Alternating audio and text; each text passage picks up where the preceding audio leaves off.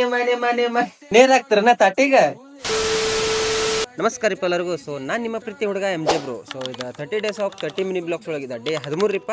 So ಬೆಳಗ್ಗೆ ಎದ್ದ ಹಾಸಿಗೆಲ್ಲ ಮಡ್ಚ್ಕೊಂತ ಸ್ವಲ್ಪ ಬ್ರಷ್ ಎಲ್ಲ ತಿಕ್ಕಿ ಸೀದಾ ಅಡುಗೆ ಮನೆಗೆ ಬಂದು ನೋಡಕತ್ತೀನಿ. ಡಬ್ರಿ ತೆಗೆದ ಯಪ್ಪ ಉಪ್ಪಿಟ್ಟು. No!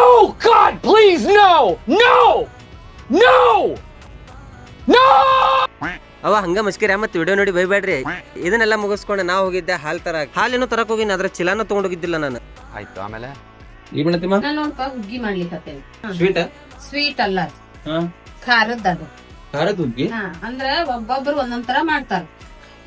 ಇವತ್ತ ಭೋಗಿ ಸ್ಪೆಷಲ್ ಅಲ್ಲ, ಇವತ್ತು ಭೋಗಿ ಅದ. ಅದಕ್ಕ ಭೋಗಿಗ ಹಿಂಗೆಲ್ಲ ಮಾಡ್ತೇವಿ.